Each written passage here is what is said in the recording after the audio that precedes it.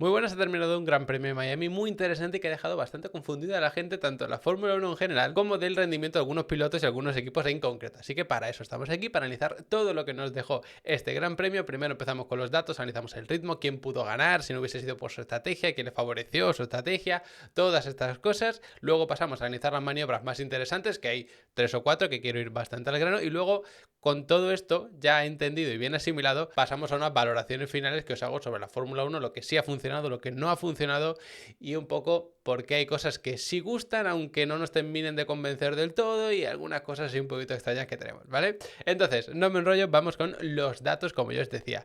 Empezando por, digamos, de arriba abajo, porque hubo unas declaraciones justo después de la carrera interesantes de Norris, que dijo por radio que podrían haber ganado esta carrera y demás. ¿Pudo ser así?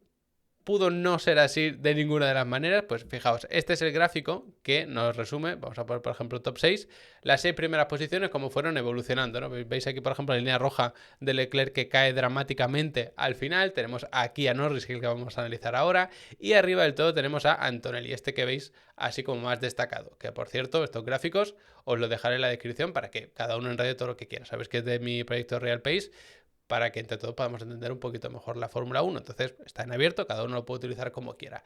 Entonces, dicho eso, ¿pudo ganar Norris? Claro, si nos centramos en estas primeras posiciones, de hecho, vamos a centrarnos directamente. Bueno, no, iba a quitar más gente, pero es que si no, no vamos a ver a Leclerc. Entonces, bueno, lo dejamos así. Fijaos, por ejemplo, en el caso de Norris, que es esta línea naranja que tenéis ahora como iluminada. Estaba en segunda posición por delante de Antonelli, que era tercero, y de Leclerc, que iba primero. Bueno, detrás de Leclerc, que iba primero. Entonces tenemos aquí a Norris en medio. ¿Qué es lo que pasa? Que le terminan los dos adelantando a Leclerc, y claro, llega un punto, después de estas vueltas, que Antonelli se queja por radio, dice cosas de los neumáticos y tal, y el equipo le dice que tiene problemas de temperatura a las ruedas traseras. Entonces ahí vemos cómo va perdiendo tiempo, pero a partir de la vuelta 18, 20 más o menos, se mantiene y ahí empieza Antonelli a recortar tiempo a Norris. Sí que es cierto que es un recorte relativamente rápido, porque está a 3.1, 2.8, 2.7, 2.4, 2.1, o sea, está recortando ya 3 décimas por vuelta. Y ahí es cuando para Antonelli. Y claro, en la siguiente para Norris y cae por detrás justo. Veis que justo está por detrás y luego se mantiene por detrás. Es el undercut de toda la vida, que tú paras una vuelta antes, entonces en esa vuelta marcas mejor tiempo que tu rival porque vas con los neumáticos frescos y nuevos, y entonces cuando él pare ya habrá perdido más tiempo. Porque parando en boxes vas a tardar, por resumir, unos 21 segundos. Vale, pero tienes que contar los 21 segundos de la parada más el tiempo que has hecho en esa vuelta. Uno con neumáticos frescos ha hecho mejor vuelta que uno con los neumáticos ya desgastados. Por eso funciona el undercut, ¿no? Así en resumidas cuentas. Entonces ahí se queda ya atrapado detrás Norris, no es capaz de adelantarle. Y fijaos cómo a partir de la vuelta 39, 40, más o menos por ahí empieza a alejarse. Luego aquí recorta un poquito esta vuelta, pero luego sigue alejándose progresivamente. Termina a 3.2, en la anterior 2.8, 2.6, 2.4. Lo que está claro es que a la larga el Mercedes era bastante mejor, porque cuando Antonelli iba por detrás, aunque tuvo que enfriar neumáticos, luego al final pudo apretar con el neumático medio. Y al final con el neumático duro, también se ve como Norris no es capaz de apretarle, sino que se va cayendo. Entonces, ¿tenía ritmo el McLaren como para ser capaz de ganar la carrera a Antonelli en igualdad de condiciones? No, en absoluto. Pero sí que es cierto que la diferencia era muy pequeña. Entonces, si tú eres capaz de mantenerte arriba, delante de él, sí que te puedes defender. Por tanto, no es que tirasen una carrera que la tenían ganada, ni mucho menos, sino que ahí estuvo mejor Mercedes, que evidentemente cuando tienes mejor coche también es más fácil acertar con las estrategias, y le ganó la partida, pero ya veis que por muy, muy poquito. Tengo mis dudas de si Antonelli hubiese sido capaz de adelantar a Norris, sabiendo que además le estaba sacando bastante ventaja a su compañero Russell, y eso ya era una diferencia importante como para conservarla pensando en el Mundial. Que tened en cuenta que ahora mismo los dos grandes candidatos son los dos de Mercedes. Y yo creo que arriesgarlo todo no entraba dentro de los planes de Antonelli, más allá de que pudiese cometer algún error, que algún pequeño error se le ha visto durante el Gran Premio. Entonces, ¿quién tenía mejor ritmo, el Mercedes o el McLaren? El Mercedes. ¿Podría haber conservado la posición Norris en caso de haberse quedado primero? Pues yo sinceramente creo que sí. De hecho, si nos venimos aquí a los ritmos, por ejemplo, con el neumático medio, veis que Norris es el que mejor ritmo tenía. Pero claro, porque Antonelli también tuvo un poquito más de tráfico, tuvo que enfriar las ruedas, y estamos hablando de un 33.2 contra un 33.09, o sea, muy alto, o sea, una décima y media más o menos en ritmo. Pero si luego comparamos el neumático duro, se ve como Antonelli hace un 32.3 y Norris 32.4, una décima más o menos, un poquito menos incluso. O sea, tremendamente a la par. Por eso creo que el que se hubiese hecho con la primera posición hubiese sido capaz de mantenerla, fuese uno, fuese otro. En el caso de Antonelli, como tenía esa décima y media, vamos a darle de margen, pues todavía es más fácil para él conservar esa posición. Luego tenemos un caso bastante distinto, que es el de Verstappen, ¿no? Que por esta vuelta lo vemos por aquí, arriba, y sí, lo ponemos en el top 6, porque claro, él también dijo que, bueno, que no había perdido la carrera por un trompo porque se había terminado al final a 40 segundos, que lo tenemos por aquí. De hecho, terminó concretamente a 44 segundos de ser líder de la carrera y evidentemente no había perdido 40 segundos por hacer un trompo, porque le preguntaron, oye, ¿crees que por el trompo has perdido las opciones de victoria y tal? Porque recordad que en la primera curva estaban a la par Leclerc, Antonelli y Verstappen. Es cuando hace el trompo Verstappen y tal, luego lo vemos un poquito, pero claro, no es solo cuánto tiempo pierdes en hacer un trompo, sino todo lo que conlleva, empezando por una parada súper pronto de Verstappen. No se le complicó tanto la vida, porque si hubiese aparecido la lluvia, entonces sí que hubiese sido un desastre absoluto la estrategia. Pero aún así tuvo esa especie de suerte, porque realmente hubiese sido tener mala suerte, que hubiese llovido con la probabilidad que había.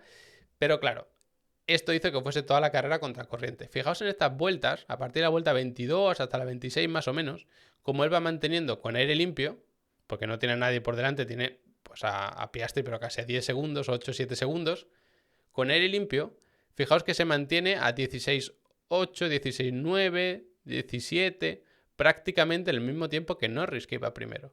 Por tanto, yo creo que tenía un ritmo un poco inferior al del McLaren, eso sí, pero no tan alejado, porque claro, es verdad que aquí llevaba pues 6 vueltas menos de neumático, que en su caso creo que no se notan tanto, porque pensad que no todas estas vueltas tuvo que ir adelantando gente. Aquí tenemos a Verstappen iluminado. Cae perdiendo muchas posiciones aquí, tiene que ir adelantando y eso quieras o no, pues te hace perder un poquito de tiempo, sobrecalentar un poco más los neumáticos. Por tanto, a estas alturas ya, al final de la carrera, ya no solo es que, perdón, al final del stint, no es que lleve 6 vueltas menos de stint, sino que al final de un desgaste similar por haber tenido que adelantar tanto, mientras que Norris pudo controlar mucho más el ritmo. Entonces, por eso digo que realmente no creo que tuviese mucho peor ritmo que él. Pero claro, se te estropea la estrategia y fijaos lo que pasa. Cuando Norris para, que ella sí es un Norris con el neumático impecable nuevo contra un neumático desgastadísimo de Verstappen, fijaos cómo Verstappen va cayendo. Aparte de que fue perdiendo mucho tiempo con las peleas en pista, porque a veces se pasaba de frenada atacando donde no tocaba, entonces seguía perdiendo tiempo en la recta siguiente. En fin, Verstappen no pudo mantener un ritmo muy constante, que de hecho si vemos aquí su vuelta a vuelta, mira, desactivamos directamente a Norris, fijaos los tiempos. Aquí más o menos constante, aquí mejora, aquí pierde bastante tiempo, tuvo una pelea con los Williams que perdió muchísimo, fijaos, estos tiempos aquí son picos constantes, pensad que la distancia entre líneas es un segundo, o sea, en algunas vueltas de repente hace aquí un 33.4 y ya está aquí de repente en un 34 medios. Entonces fue perdiendo mucho tiempo constantemente por ese tráfico, por esas peleas en pista. Entonces ya no solo es que pierdas pues 3 segundos con un trompo o lo que sea, sino que luego vas a contracorriente toda la carrera porque tienes que adelantar en pista, tienes que parar antes, tienes que volver a adelantar en pista, sigues castigando tus neumáticos. Entonces, viendo que tiene un ritmo que yo creo que es inferior al de Norris, pero no creo que tan inferior, yo creo que un podio sí que podría haber conseguido o haberlo peleado, porque además tened en cuenta que el tercero, en este caso, era Leclerc, que estaba bastante lejos y que también terminó pues a unos 27 segundos y medio estaba aquí, aunque ya cuando tocó el muro, se estropeó la suspensión y todo eso, ya terminó perdiendo más tiempo. Entonces, sabiendo todo el margen que había para quedar tercero, yo creo que Verstappen sí que podría haber quedado tercero, dependiendo, por supuesto, de su estrategia. Si se lo hubiese estropeado porque sale detrás de Leclerc y se queda atascado y todas estas cosas, como le pasó un poco a Leclerc contra Russell, pues eso ya son otras condiciones, evidentemente. Pero si todo hubiese ido normal y él no hubiese hecho un trompo, creo que el podio sí que era bastante factible. Dicho esto, el otro piloto que tenemos que analizar también, el caso de Leclerc, porque que si su estrategia le estropeó la carrera, que si fue un desastre, que si otra vez Ferrari, qué tal. Yo he defendido, entre comillas, a Ferrari en las últimas 2 temporadas sobre todo, porque es verdad que ya se hace como el meme de Ferrari, de que siempre la lían, de que si es un mal pit stop, una mala estrategia, lo que sea, y al final, por ejemplo, el año pasado, si no recuerdo mal, de los equipos de arriba era el que menos fallaba, excepto McLaren, que incluso lo tenía más fácil y que incluso también pudo fallar más que los propios de Ferrari. Lo que pasa es que ya se ha hecho como ese efecto de cada vez que falla Ferrari es otra vez Ferrari, pero si hace lo mismo un Mercedes, un McLaren o un Red Bull, como que no llama tanto la atención, entonces como que han caído un poco en ese problema. Aún así, vemos que aquí Leclerc pierde bastante tiempo a mitad de su stint con el neumático medio, que lo tenemos por aquí. A partir de aquí le pasa a Norris, le pasa a Antonelli, se queda aquí con Piastri aguantándole justo detrás. Y esto es algo que ya hemos visto en Ferrari bastantes veces. Lo hemos visto con Hamilton y con Leclerc, sobre todo en los dos últimos grandes premios, tanto en China como en Japón. El piloto que aprieta más al principio de Ferrari, luego lo pasa muy mal al final del stint. Y es lo que le pasó a Leclerc. Aprieta mucho al principio para mantener el ritmo contra McLaren y Mercedes, que tienen más ritmo que el Ferrari, y entonces eso pasa factura con los neumáticos y se ve que pierden bastante tiempo. Aquí, fijaos que para Russell y justo la vuelta siguiente para Leclerc, y tenemos lo mismo que hemos visto antes para la inversa, el undercut en este caso de Russell a Leclerc, y claro, cuando para Russell, justo la vuelta siguiente para Leclerc, y fijaos que en el siguiente paso por meta tenemos a Russell al 27.5 y Leclerc 28.9, es decir, le ha sacado casi un segundo y medio. Y pensaréis, bueno, otra vez la cagada de Ferrari, que le hacen perder la posición contra Russell, y luego le tiene que adelantar en pista y pierde mucho tiempo, como vemos aquí y tal. Realmente, si nos fijamos en la estrategia de Russell, bueno, vamos a ver aquí incluso, de hecho mejor, fijaos, cuando para Russell, aquí, ¿dónde se mete? Aquí.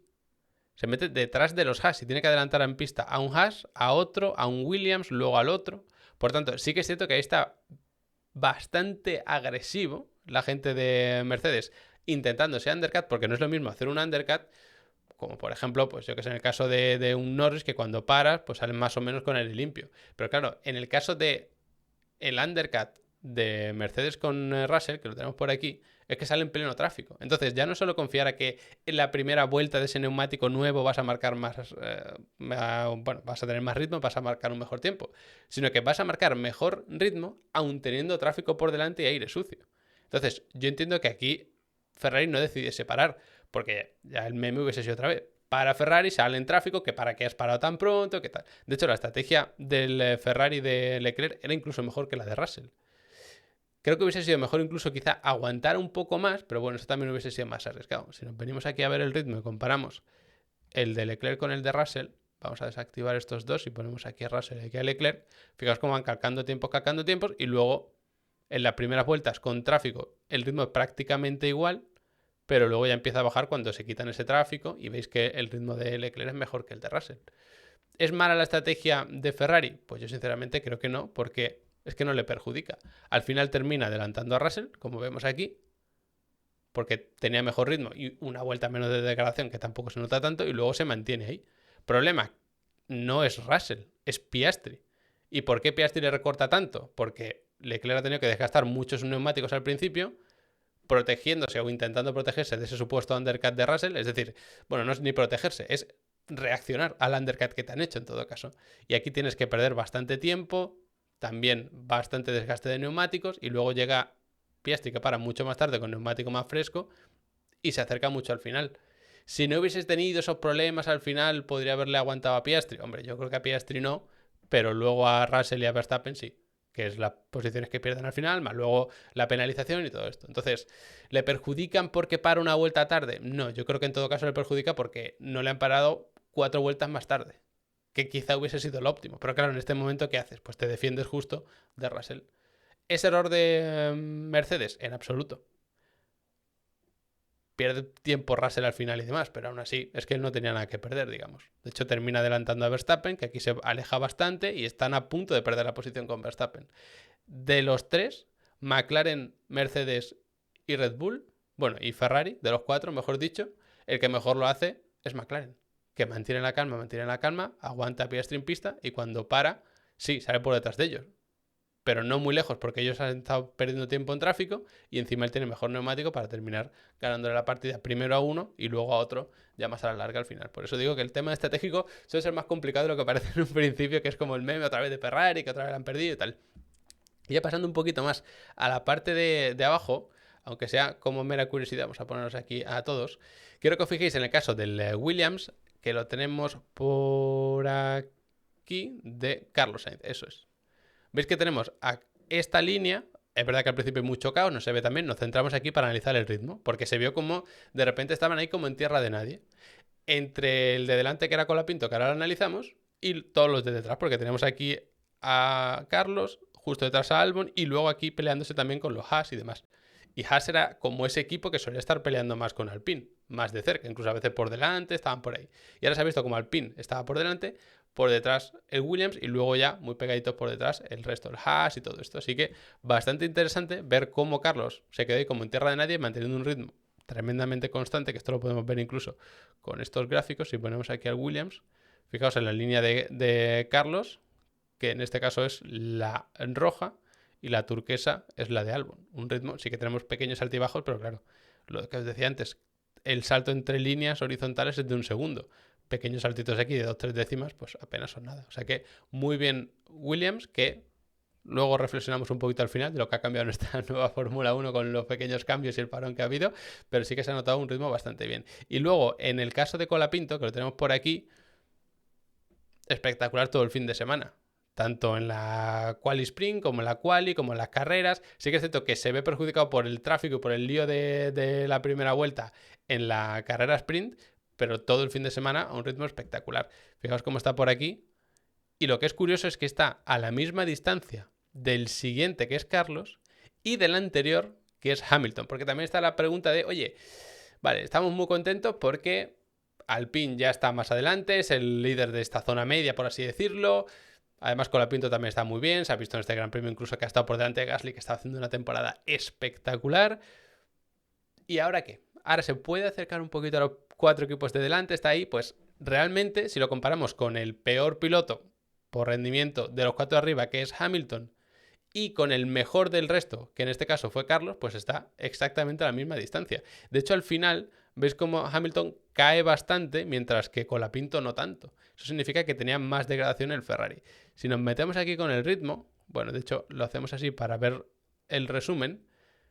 Colapinto 33.6 y Carlos 33.9. Le está sacando esas 3 décimas más o menos. Tiene un poco de truco porque Carlos para en la vuelta 29 y Colapinto a la 32, que hay 3 vueltas de diferencia.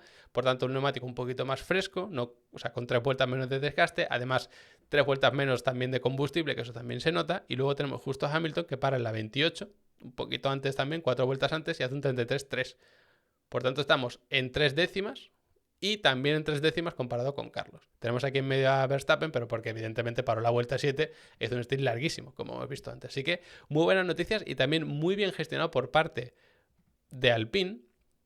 Que es cierto que cuando teníamos a Colapinto, a lo mejor el 12 o el 14, por ahí perdió en la zona media o media baja, parece que Alpine siempre le perjudicaba y siempre la liaba con las estrategias. Y claro, al final, cuando tú tienes un coche que es, por ejemplo, el 15, no tienes nada que perder porque te vas a llevar 0 puntos si quedas el 15. Entonces te la juegas a hacer una estrategia rocambolesca que aunque no haya por dónde pillarla, y si te sale bien, pues a lo mejor pillas un punto.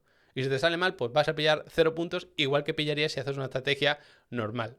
En este caso, si os fijáis, la gente empezó como a volverse un poco loca por la zona media, y lo que hizo Alpine fue mantenerse en pista. Y lo hizo muy bien porque ellos sabían que tenían mejor ritmo que el resto. Entonces, cuando empieza el juego de las paradas, podrían haber decidido parar ellos también, porque paran tanto los de delante como los de detrás. Fijaos a Colapinto, que empieza a parar la gente, él se mantiene en pista, y llega un momento que se pone cuarto.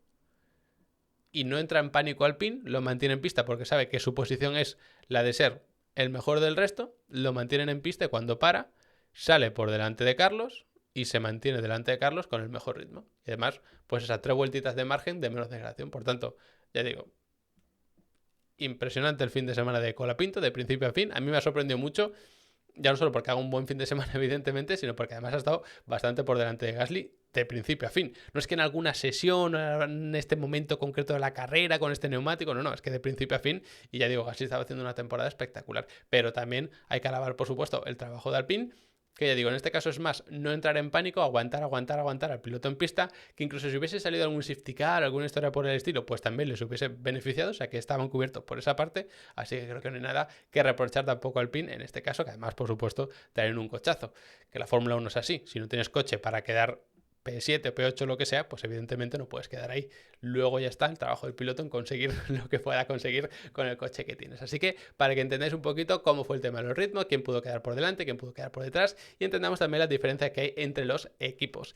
Dicho todo esto, ahora pasamos a analizar las maniobras en pista más interesantes, la salida y tal y cual, pero antes recordaros que como siempre en Level Up Academy tenéis todo lo que necesitáis para aprender de automovilismo, de Fórmula 1, a nivel técnico, a nivel deportivo, también de sim racing, de los reglajes, de analizar las telemetrías, de las estrategias de carrera. Tenéis curso absolutamente de todo a nivel técnico, a nivel deportivo. Hay bastante más a nivel técnico, la verdad, que a nivel deportivo, porque es mi parte favorita, también de la que más entiendo, pero ya digo, podéis aprender de lo que os dé la gana. Además, no importa que no hayáis visto una fórmula en vuestra vida, podéis aprender todo lo que necesitéis. Todo esto de las unidades de potencia, de la energía, tal, que es tan lioso, tenéis cursos ahí para aprenderlo de sobra, o sea que tampoco os preocupéis por eso. Y si ya tenéis un perfil pues de ingeniero, que ya manejáis las fórmulas y cositas de física y por supuesto de mecánica y tal, pues podéis aprender directamente cosas prácticas y no os vais a entretener en aprender cositas de física, de lo que es la potencia, la energía y estas cosas. Podéis ir directamente al grano de, vale, ya sé cómo funciona, por ejemplo, un motor. Vale, pues cómo funciona un motor si lo adaptamos a competición. O cómo se optimiza la caja de cambio en la competición o las suspensiones, todas estas cosas, ¿vale? Así que echad un buen vistazo que por 25 euros al mes de verdad podéis aprender una cantidad de cosas brutal. Y yo lo que digo siempre, os invito a que le deis una oportunidad, que le echéis un vistacillo. Si no estáis muy seguros y tal, podéis ver la primera clase de cada curso que os interese, que está en abierto. Y en una primera clase lo que vemos siempre es como una introducción. Os explico de qué va el curso, si os recomiendo hacer otro antes y hacemos así un resumen rápido. O sea que esa primera clase, si tenéis curiosidad por 3-4 cursos, os veis esa primera clase, a ver si os interesa o no y luego pues le dais una oportunidad que digo, por 25 euros al mes no es una oportunidad tampoco demasiado dramática. Tenéis todo el contenido del mundo por ese precio tan bajito y luego si os queréis dar de baja y volver cuando tengáis más tiempo y tal, pues sin ningún problema, que no hay ni que pagar matrícula, ni que estar un tiempo mínimo, ni nada por el estilo. Así que echadle ahí un buen vistazo y si tenéis cualquier duda me preguntáis, que como siempre digo, voy a estar encantadísimo de responderos sobre esto. Así que, aclarado todo este asunto de los datos, de Level Up Academy también, vamos a analizar las maniobras en pista. Y en cuanto a las maniobras, pues tenemos que empezar lógicamente por la salida. Y he preparado este frame justo porque quiero que veáis que Leclerc estaba por delante de los dos, de Verstappen y de Antonelli, cuando ellos ya estaban bloqueando. ¿Qué pasa? Que como bloquean, se van los dos largos y Leclerc es el único que es capaz de trazar la curva como se debería haber trazado. De hecho, aquí lo vemos, como Antonelli se va largo, Verstappen se queda aquí por fuera intentando mantener la posición, luego se queda por el interior en la siguiente y hace el trompo. Muy bien gestionado por parte de Leclerc, que además estaba en medio y esa es la situación siempre como más vulnerable, porque si tú estás por fuera y ves cierto peligro te puedes abrir. Y si estás por dentro, pues te puedes pegar todavía más.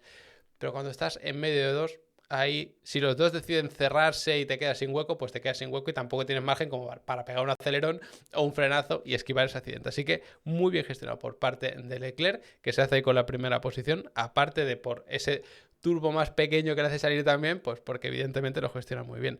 Y luego aquí vemos como justo Verstappen intenta tirarse por el interior, no cabe por ahí, de hecho él lo reconoce por la radio, o sea que no hay discusión alguna, y es verdad que Leclerc le deja espacio justo, pero es que es lo que se puede hacer. Así que, como esta Fórmula 1 es así, y además Leclerc incluso le deja espacio, está claro que el culpable del trompo es el propio Verstappen, y ese que lo paga al final, que por suerte tampoco estropeó la carrera de nadie más. Así que, en este caso, sin polémica y sin ningún problema.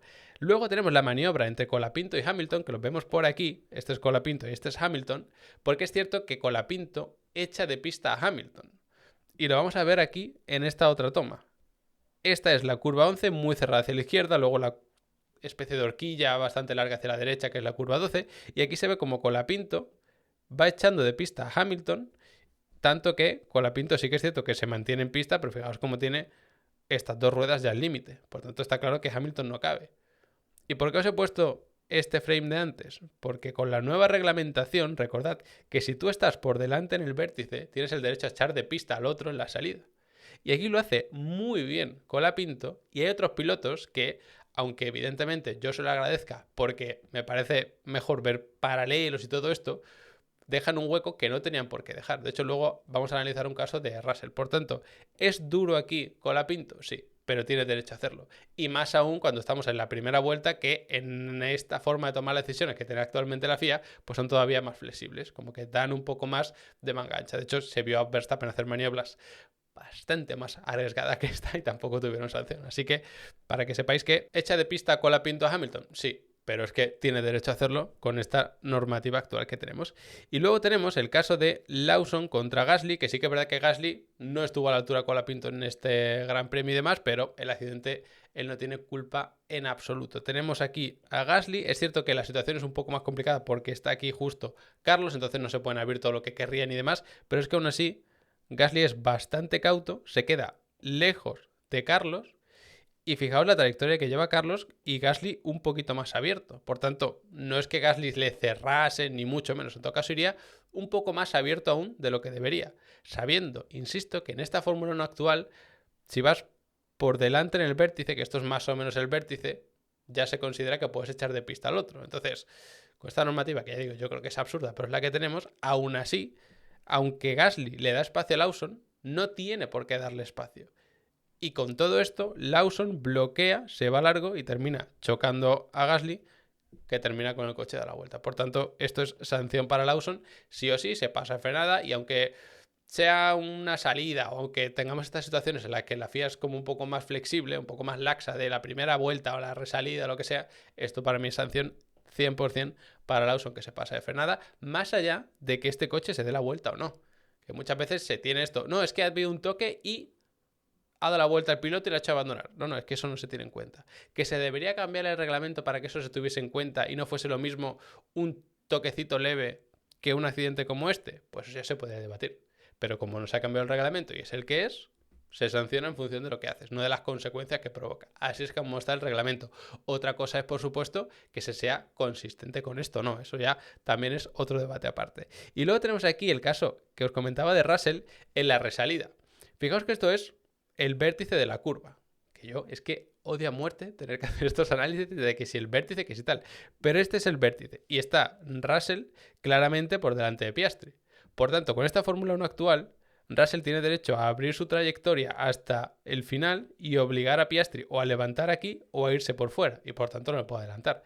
Sin embargo, Russell lo que hace es ir abriéndose poquito a poco con Piastri aquí pegado y le deja el hueco mínimo, que es lo que yo os decía antes, que para el espectáculo lo agradezco, porque para mí el reglamento debería obligar a dejar el espacio mínimo que, por ejemplo, deja Russell, pero es que no es así. Entonces, si el reglamento está hecho de una forma que te permiten aprovecharte y tú no te aprovechas, es error tuyo. Más allá de que alguno piense, no, porque es que así es más limpio y tal. No, el piloto no está ni para ser limpio ni para ser sucio, está para maximizar los resultados. Y eso se hace, en este caso, echando de pista al otro. Le deja hueco y aquí Piastri, de hecho, le termina ganando la posición porque es verdad que como venía con más velocidad y una trazada más abierta, pues consigue terminar el adelantamiento un poquito más adelante. Así que, ¿es error de Russell? Yo creo que sí, no es un error gravísimo y seguramente al final le hubiese terminado pasando a Piastri, no porque tuviera mejor coche, que ya hemos visto antes con los datos que Antonelli iba mejor que Norris, una decimita y media, pero sí porque Russell estaba aquí bastante desaparecido. Y dicho todo esto, aclaro también el asunto desde el iPad y todas estas cosas, vamos a reflexionar un poco sobre otras cuestiones de por qué la Fórmula 1 funciona o no funciona y demás. Porque hay mucha gente que piensa que ha funcionado la Fórmula 1, que esto ya no tiene nada que ver, que ahora ya sí, incluso desde la sprint pues como en la carrera sprint ya no ha habido tantos adelantamientos o cambios de posición por problemas de la batería y tal, esta Fórmula 1 ha funcionado. Yo creo que lo que ha pasado es que los equipos han entendido mejor cómo desarrollar o cómo optimizar sus unidades de potencia y sobre todo cómo evitar algunos errores un poco raros. Porque recordad que a Russell le pasó eso de que pulsó como 2 botones en el volante y de repente entró en modo super clipping. Berman, cuando intentó adelantar a Colapinto, parece que Colapinto también estaba haciendo como un super clipping más exagerado, como que no terminaban de controlar bien el software. Y parece que estos problemas se han solucionado. Pero los adelantamientos, apurando frenada muy entre comillas, que hemos visto, han sido los mismos. Tú veías a los pilotos que iban perdiendo velocidad progresivamente, llegaba un punto que frenaban. Sí que puede frenar un poquito más tarde. De hecho, Verstappen lo hace un montón de veces en este Gran Premio. Pero seguimos teniendo ese problema de que no es una pura de frenada a máxima velocidad. Estás muchos metros perdiendo velocidad hasta que terminas frenando.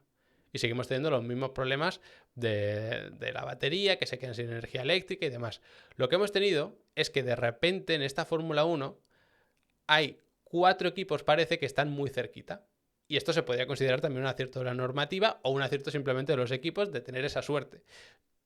Yo con esta cosa no creo mucho en la suerte y creo que es de acotar bien un reglamento, que creo que no se ha acotado bien a nivel de las unidades de potencia, pero sí que se ha hecho muy bien a nivel de chasis, de aerodinámica, y por eso hemos llegado a un punto en el que tenemos el rendimiento tan similar. De hecho, pensad que la unidad de potencia de Ferrari puede optar a esto de la Duo porque están un 2% por debajo del rendimiento del Mercedes y tal.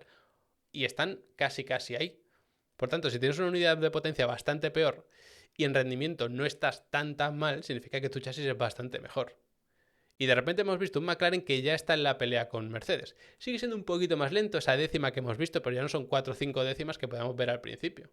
Entonces, la sensación que tengo es que si unimos el buen rendimiento de Alpine, que ya lo tenían, con la escalada del McLaren y también con la tremenda escalada que hemos visto en Williams, sabiendo que ellos mismos han dicho que no han solucionado los problemas de peso, creo que está claro que los motorizados por Mercedes están entendiendo cómo sacar todo el provecho a su unidad de potencia Mercedes.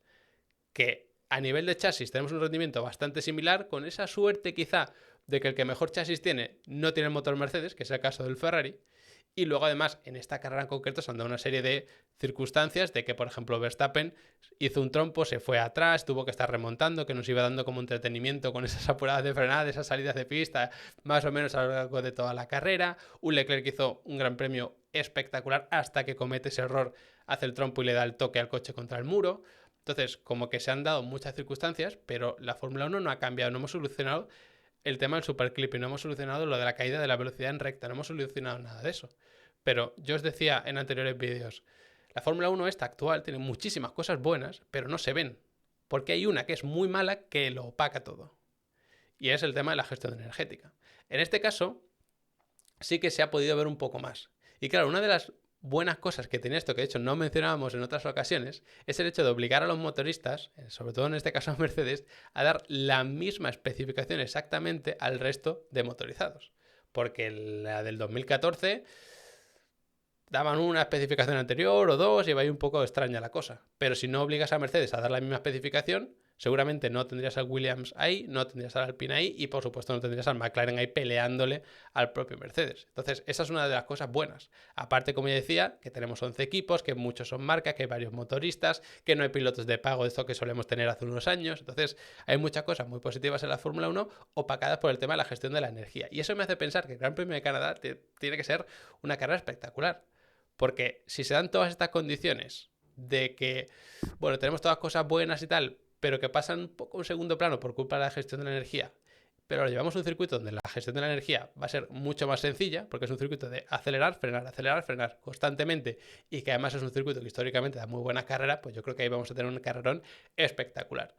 Luego ya cuando se llegue a Europa, con Monza, con Spa, con Silverstone, con Barcelona, eso ya quizás sea otra historia, pero por lo menos con esta Fórmula 1 que ya digo que tiene un problema tan grande que lo opaca todo, al menos hay circuitos en los que podemos disfrutarlo. Lo digo porque hay gente que desde un principio criticó esta Fórmula 1, la sigue criticando a muerte y tal. Yo mismo la critico porque creo que no se ha gestionado bien lo de la gestión de la energía eléctrica, valga la redundancia, pero eso no quita que haya algunos grandes premios concretos en los que pueda funcionar esta reglamentación. Tendríamos que tener una reglamentación que funcione en todos, o en la enorme mayoría, no solo en unos pocos, pero que eso no nos quite el poder disfrutar de estos poquitos grandes premios, digamos, en los que sí que funciona esta reglamentación, mientras, quiero yo pensar, se va a ir mejorando y se van a ir solucionando los problemas, ¿vale? Así que esa es un poco mi reflexión final. No sé si la compartiréis, si no, como siempre estoy encantadísimo de responder y hablar con vosotros en los comentarios. Así que, como siempre, gracias por haberos quedado hasta el final del vídeo. No olvidéis visitar Leo Lap Academy si queréis aprender cositas de automovilismo y nos vemos muy prontito.